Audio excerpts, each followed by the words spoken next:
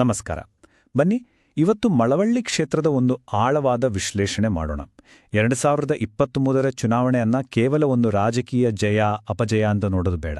ಬದಲಾಗಿ ಇದನ್ನ ಆಡಳಿತದ ಒಂದು ಫೊರೆನ್ಸಿಕ್ ಅಧ್ಯಯನ ಅಂತ ಪರಿಗಣಿಸೋಣ.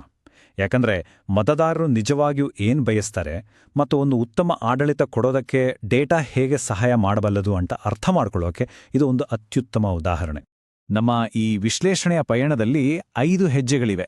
ಮೊದಲು ಮಳವಳ್ಳಿಯ ಮಣ್ಣಿನ ಗುಣ ಅಂದ್ರೆ ಅಲ್ಲಿನ ವಾಸ್ತವ ಸ್ಥಿತಿ ಏನು ಅಂತ ನೋಡೋಣ. ಆಮೇಲೆ 2023ರ ಚುನಾವಣಾ ತೀರ್ಪು ಏನ್ ಹೇಳುತ್ತೆ ಅಂತ ಪರಿಶೀಲಿಸೋಣ. ನಂತರ ಆ ಫಲಿತಾಂಶದ ಹಿಂದಿನ ಕಾರಣಗಳನ್ನ ಒಂದೊಂದಾಗಿ ಬಿಡಿಸಿ ನೋಡೋಣ. ಮುಂದೆ ಆಡಳಿತಕ್ಕೆ ಒಂದು ಸ್ಪಷ್ಟ ನೀಲನಕ್ಷೆಯನ್ನ, ಒಂದು ಬ್ಲೂ ಪ್ರಿಂಟನ್ನು ರೆಡಿ ಮಾಡಿ ಕೊನೆಯದಾಗಿ ಜನರ ನಂಬಿಕೆಯನ್ನ ಮತ್ತೆ ಗಳಿಸೋದು ಹೇಗೆ ಅನ್ನೋ ದಾರಿಯ ಬಗ್ಗೆ ಮಾತಾಡೋಣ. ಸರಿ, ಹಾಗಾದ್ರೆ ಮೊದಲನೇ ಭಾಗಕ್ಕೆ ಬರೋಣ. ಮಳವಳ್ಳಿಯ ಮಣ್ಣಿನ ಗುಣ. ನೋಡಿ, ಯಾವುದೇ ರಾಜಕೀಯವನ್ನ ಅರ್ಥ ಮಾಡ್ಕೋಬೇಕು ಅಂದೆ ಮೊದಲು ಅಲ್ಲಿನ ನೆಲ, ಅಲ್ಲಿನ ಜನರ ಬದುಕು, ಅವರ ಕಷ್ಟ ಸುಖಗಳನ್ನ ಅರ್ಥ ಮಾಡ್ಕೋಬೇಕು. ಅದು ಬಹಳನೇ ಮುಖ್ಯ. ಮಳವಳ್ಳಿ ಕರ್ನಾಟಕ ರಾಜ್ಯದ ಒಂದು ಪ್ರಮುಖ ವಿಧಾನಸಭಾ ಕ್ಷೇತ್ರ. ಮಂಡ್ಯ ಜಿಲ್ಲೆಯಲ್ಲಿರೋ ಈ ಕ್ಷೇತ್ರಕ್ಕೆ ತನ್ನದೇ ಆದ ಇತಿಹಾಸ, ತನ್ನದೇ ಆದ ಸಾಮಾಜಿಕ ಸ್ವರೂಪ ಇದೆ. ಈ ಕ್ಷೇತ್ರದ ಒಳನೋಟಗಳನ್ನು ನಾವು ಅರ್ಥ ಮಾಡಿಕೊಂಡಾಗ ಮಾತ್ರ ಸ್ಥಳೀಯ ರಾಜಕೀಯದ ಸೂಕ್ಷ್ಮತೆಗಳು ನಮಗೆ ಸರಿಯಾಗಿ ಗೊತ್ತಾಗುತ್ತೆ. ಇಲ್ಲಿನ ಅತಿ ಮುಖ್ಯವಾದ ಒಂದು ಅಂಶವನ್ನ ಗಮನಿಸಿ. 87% ಮಳವಳ್ಳಿ ಕ್ಷೇತ್ರದ 100ಕ್ಕೆ 87ರಷ್ಟು ಜನ ಇವತ್ತಿಗೂ ಗ್ರಾಮೀಣ ಪ್ರದೇಶಗಳಲ್ಲೇ ವಾಸವಾಗಿದ್ದಾರೆ. ಇದು ಕೇವಲ ಒಂದು ಸಂಖ್ಯೆ ಅಲ್ಲ, ಇದು ಅಲ್ಲಿನ ಜನರ ಜೀವನ ಶೈಲಿ, ಅವರ ಆದಾಯದ ಮೂಲ, ಅವರ ಸವಾಲುಗಳು ಎಲ್ಲವನ್ನೂ ನಿರ್ಧರಿಸೋ ಒಂದು ದೊಡ್ಡ ಫ್ಯಾಕ್ಟರ್. ಇನ್ನು ಸ್ವಲ್ಪ ಆಳವಾಗಿ ನೋಡಿದ್ರೆ ಇಲ್ಲಿನ ದುಡಿಯೋ ವರ್ಗದಲ್ಲಿ ಸುಮಾರು 78ರಷ್ಟು ಜನ ಕೃಷಿಯನ್ನೇ ನಂಬಿ ಬದುಕ್ತಿದ್ದಾರೆ. ಅಂದ್ರೆ ಯೋಚನೆ ಮಾಡಿ, ನೀರು, ರಸ್ತೆ, ಮಾರುಕಟ್ಟೆ ಈ ವಿಷಯಗಳೆಲ್ಲ ಅವರಿಗೆ ಕೇವಲ ಆರ್ಥಿಕ ಪ್ರಶ್ನೆಗಳಲ್ಲ, ಅವು ಅವರ ಬದುಕಿನ, ಅವರ ಅಸ್ತಿತ್ವದ ಪ್ರಶ್ನೆಗಳು.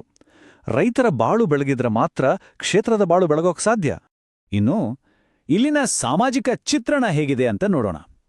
ಈ ಕ್ಷೇತ್ರದಲ್ಲಿ ಒಕ್ಕಲಿಗ ಸಮುದಾಯದವರು ಸುಮಾರು 34%, ಪರಿಶಿಷ್ಟ ಜಾತಿಯವರು ಸುಮಾರು 21% ಮತ್ತು ಕುರುಬ ಸಮುದಾಯದವರು ಸುಮಾರು 15% ಇದ್ದಾರೆ. ಅಂದ್ಹಾಗೆ ಈ ಕ್ಷೇತ್ರ ಪರಿಶಿಷ್ಟ ಜಾತಿಗೆ ಮೀಸಲಾದ ಕ್ಷೇತ್ರ ಅನ್ನೋದು ಕೂಡ ಅಷ್ಟೇ ಮುಖ್ಯವಾದ ಸಂಗತಿ. ಈ ಸಾಮಾಜಿಕ ಸಮೀಕರಣವೇ ಇಲ್ಲಿನ ರಾಜಕೀಯದ ದಿಕ್ಕನ್ನ ನಿರ್ಧರಿಸುತ್ತೆ. ಈಗ ಬರ್ತಿರೋ ನಂಬರ್ ಇದು ನಿಜಕ್ಕೂ ನಮ್ಮನ್ನ ಯೋಚನೆಗೆ ಹಚ್ಚಬೇಕು. 100ಕ್ಕೆ 65. ಇದೇನು ಅಂದ್ರ ಅಭಿವೃದ್ಧಿ ಅಂತರ ಸೂಚ್ಯಾಂಕ ಅಥವಾ ಡೆವಲಪ್ಮೆಂಟ್ ಗ್ಯಾಪ್ ಇಂಡೆಕ್ಸ್. ಇದರ ಅರ್ಥ ಜನರಿಗೆ ಸಿಗಬೇಕಾದ ಮೂಲಭೂತ ಸೌಕರ್ಯಗಳಾದ ರಸ್ತೆ, ನೀರು, ಆರೋಗ್ಯ, ಶಿಕ್ಷಣ ಎಲ್ಲದರಲ್ಲೂ ಈ ಕ್ಷೇತ್ರ ತುಂಬಾನೇ ಹಿಂದೆ ಇದೆ, ದೊಡ್ಡ ಕೊರತೆ ಇದೆ ಅಂತ. 65 ಅಂಕಗಳ ಹಿಂದಿರೋ ಜನರ ಧ್ವನಿ ಇದು. ಎಷ್ಟೋ ವರ್ಷಗಳಿಂದ ರಸ್ತೆ ಮಾಡ್ತೀವಿ ಅಂತಾರೆ, ಇನ್ನೂ ಆಗೇ ಇಲ್ಲ. ನೀರು ಕೂಡ ಯಾವಾಗಲೂ ಒಂದ್ಸಲ ಬರುತ್ತೆ ಅಷ್ಟೇ. ಅಂದ್ರೆ ಹದಗೆಟ್ಟ ರಸ್ತೆಗಳು ಮತ್ತು ಕುಡಿಯೋ ನೀರಿನ ತೀವ್ರ ಸಮಸ್ಯೆ ಇವೆರಡೇ ಜನರ ಪ್ರಮುಖ ನೋವುಗಳಾಗಿವೆ. ಸರಿ, ಈಗ ನಮ್ಮ ವಿಶ್ಲೇಷಣೆಯ ಅತ್ಯಂತ ಮುಖ್ಯವಾದ ಭಾಗಕ್ಕೆ ಬರೋಣ. 2023ರ ಚುನಾವಣೆಯ ಫಲಿತಾಂಶ. ಇದನ್ನ ಕೇವಲ ಸೋಲು ಗೆಲುವು ಅನ್ನೋದಕ್ಕಿಂತ ಇದೊಂದು ರಾಜಕೀಯ ಭೂಕಂಪ ಅಂದ್ರೆ ತಪ್ಪಾಗಲ್ಲ. ಈ ಚಾರ್ಟ್ನತ್ತ ಒಮ್ಮೆ ಕಣ್ಣು ಹಾಯಿಸಿ. 2018 ಮತ್ತು 2023 ಈ 2 ವರ್ಷಗಳ ಮತ ಹಂಚಿಕೆಯನ್ನ ಹೋಲಿಸಿ ನೋಡಿದ್ರೆ ಬದಲಾವಣೆ ನಿಮ್ಗೆ ಸ್ಪಷ್ಟವಾಗಿ ಕಾಣುತ್ತೆ. ಜೆಡಿಎಸ್ ವೋಟ್ ಶೇರ್ ಹೇಗೆ ಕುಸಿತಿದೆ, ಅದೇ ಸಮಯದಲ್ಲಿ ಕಾಂಗ್ರೆಸ್ ವೋಟ್ ಶೇರ್ ಹೇಗೆ ದೊಡ್ಡ ಮಟ್ಟದಲ್ಲಿ ಏರಿದೆ ಅನ್ನೋದನ್ನ ಇದು ತೋರಿಸುತ್ತೆ. ಮತದಾರರ ಮನಸ್ಸಿನಲ್ಲಿ ಆಗಿರೋ ದೊಡ್ಡ ಬದಲಾವಣೆಯ ಸ್ಪಷ್ಟ ಸಂಕೇತ ಇದು. ಈ ಸಂಖ್ಯೆಯನ್ನ ಗಮನಿಸಿ, -22.8%.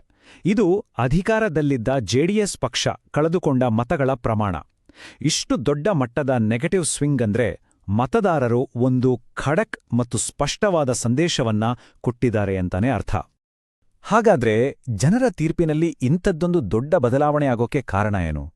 ಫಲಿತಾಂಶ ಏನು ಅನ್ನೋದನ್ನ ನೋಡಿದ್ವಿ. ಈಗ ಯಾಕೆ ಅನ್ನೋದ್ರ ಕಡೆಗೆ ನಮ್ಮ ಗಮನ ಹರಿಸೋಣ. ನೋಡಿ, ನಮ್ಮ ಸಂವಿಧಾನ ಪ್ರತಿಯೊಬ್ಬರಿಗೂ ಘನತೆಯಿಂದ ಬದುಕೋ ಹಕ್ಕನ್ನ ಕೊಟ್ಟಿದೆ. ಜವಾಬ್ದಾರಿಯುತ ಮಾಹಿತಿಪೂರ್ಣ ಸಾರ್ವಜನಿಕ ಮಾತುಕತೆ ಅನ್ನೋದು ಆ ಘನತೆಯ ಒಂದು ಭಾಗ. ಹಾಗಾದ್ರೆ ಮತದಾರರ ಈ ನಿರ್ಧಾರ ಆ ಘನತೆಯನ್ನ ಹುಡುಕುವೊಂದು ಪ್ರಯತ್ನನಾ? ಸರಿ, ಈಗ 3ನೇ ಭಾಗಕ್ಕೆ ಹೋಗೋಣ. ಸೋಲಿನ ಹಿಂದಿನ ಕಾರಣಗಳನ್ನ ಒಂದೊಂದಾಗಿ ಬಿಡಿಸಿ ನೋಡೋಣ. ಯಾಕೆ ಫಲಿತಾಂಶ ಬಂತು, ಅದರಲ್ಲೂ ಬಿಜೆಪಿ ಯಾಕೆ 3ನೇ ಸ್ಥಾನಕ್ಕೆ ಹೋಯಿತು, ಈ ಎಲ್ಲವನ್ನೂ ವಿಶ್ಲೇಷಿಸೋಣ. ಮತದಾರರನ್ನ ಅತಿ ಹೆಚ್ಚು ಕಾಡಿದ 5 ಸಮಸ್ಯೆಗಳು ಯಾವುವು? ಮೊದಲನೆಯದಾಗಿ ಮುಗಿಯದ ರಸ್ತೆ ಕಾಮಗಾರಿ ಮತ್ತು ಅನ್ಯಾಯದ ಟೋಲ್. ಎರಡನೇದು ಕುಡಿಯೋ ನೀರಿನ ತೀವ್ರ ಅಭಾವ. ಮೂರನೇದು ಕೃಷಿ ಬಿಟ್ಟು ಬೇರೆ ಉದ್ಯೋಗಗಳ ಕೊರತೆ. ನಾಲ್ಕನೇದು ಸರಿಯಾದ ಸೌಲಭ್ಯಗಳಿಲ್ಲದ ಹಳ್ಳಿಗಳ ಆಸ್ಪತ್ರೆಗಳು ಮತ್ತು ಶಾಲೆಗಳು. ಮತ್ತು ಐದನೇದು ಸರ್ಕಾರದ ಕಲ್ಯಾಣ ಯೋಜನೆಗಳು ಜನರಿಗೆ ಸರಿಯಾಗಿ ತಲುಪದಿರುವುದು. ಈ ಸಮಸ್ಯೆಗಳೇ ನಾವು ಹಿಂದೆ ನೋಡಿದ 65 ಅಂಕಗಳ ಅಭಿವೃದ್ಧಿ ಅಂತರಕ್ಕೆ ನೇರ ಕಾರಣ.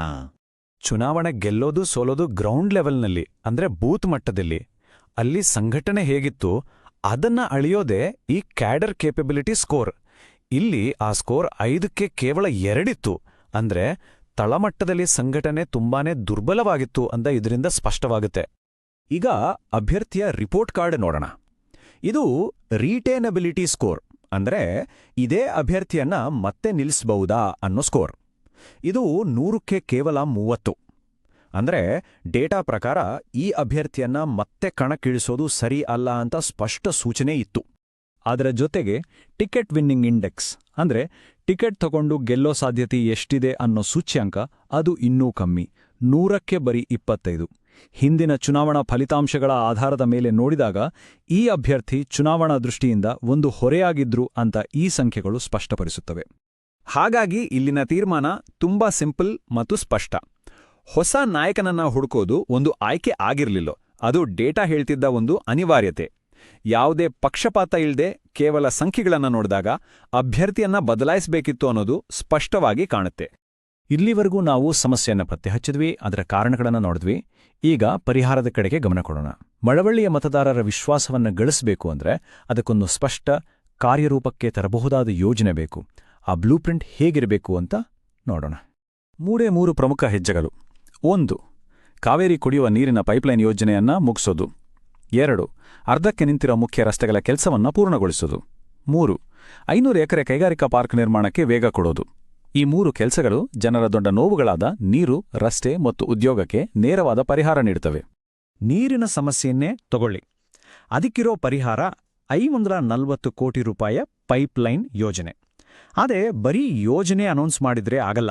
ಡಿಸೆಂಬರ್ 2025 ಈ ಡೆಡ್ಲೈನ್ ಅನ್ನೋದು ரொம்ப ಮುಖ್ಯ. ಕೊಟ್ಟ ಮಾತಿನಂತೆ ನಿಗದಿತ ಸಮಯದಲ್ಲಿ ಕೆಲಸ ಮುಗಿಸಿದಾಗ ಮಾತ್ರ ಜನರ ನಂಬಿಕೆಯನ್ನ ನಾವು ಮತ್ತೆ ಗಳಿಸಕ್ಕೆ ಸಾಧ್ಯ. ಇನ್ನು 2ನೇ ದೊಡ್ಡ ಸವಾಲು ಕೃಷಿಯಲ್ಲೇ ನಿಂತುಬಿಟ್ಟಿರೋ ಆರ್ಥಿಕತೆ.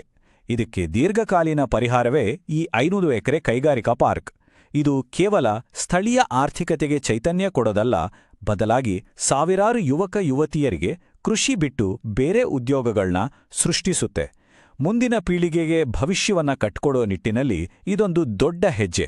ನಮ್ಮ ವಿಶ್ಲೇಷಣೆಯ ಕೊನೆಯ ಭಾಗಕ್ಕೆ ಬಂದಿದ್ದೇವೆ. ಇಲ್ಲಿ ನಾವು ಡೇಟಾ, ಆಡಳಿತ ಮತ್ತು ನಾಯಕತ್ವ ಈ ಎಲ್ಲಾ ಎಳೆಗಳನ್ನ ಒಟ್ಟಿಗೆ ಸೇರಿಸಿ ಇವತ್ತಿನ ರಾಜಕೀಯ ಹೇಗಿರ್ಬೇಕು ಅನ್ನೋ ಒಂದು ದೊಡ್ಡ ಚಿತ್ರಣವನ್ನ ನೋಡೋಣ. ಕೇವಲ ಯೋಜನೆಗಳು ಸಾಲದು. ಜನರ ವಿಶ್ವಾಸವನ್ನ ಗಳಿಸೋಕೆ ಒಂದು ಹೊಸ ತರದ ನಾಯಕತ್ವ ಬೇಕು ಅಂತ ಡೇಟಾ ಸ್ಪಷ್ಟವಾಗಿ ಹೇಳುತ್ತೆ. ಜನರಿಗೆ ಬೇಕಾಗಿರೋದು ಸ್ವಚ್ಛ ಇಮೇಜ್ ಇರೋ ಮತ್ತು ಯೋಜನೆಗಳನ್ನ ಮಾತಲ್ಲಲ್ಲ, ಮಾಡಿ ತೋರ್ಸೋ ನಾಯಕತ್ವ. ಒಬ್ಬ ಟೆಕ್ನೋಕ್ರಾಟ್ ಅಥವಾ ಒಬ್ಬ ಸಮುದಾಯ ಸಂಘಟಕನ ಅವಶ್ಯಕತೆ ಇದೆ. ಈ ನಂಬಿಕೆಯನ್ನ ಕಟ್ಟೋಕೆ ಯಾವುದೇ ಆಡಳಿತಾತ್ಮಕ ಕೆಲಸದಲ್ಲಿ ಜನರ ವೈಯಕ್ತಿಕ ಮಾಹಿತಿಯನ್ನ ಗೌರವಿಸೋದು, ಅವರ ಒಪ್ಪಿಗೆ ಪಡೆಯೋದು ಬಹಳ ಮುಖ್ಯ. ಭಾರತದ digital personal data protection framework ಕೂಡ ಇದನ್ನೇ ಹೇಳುತ್ತೆ.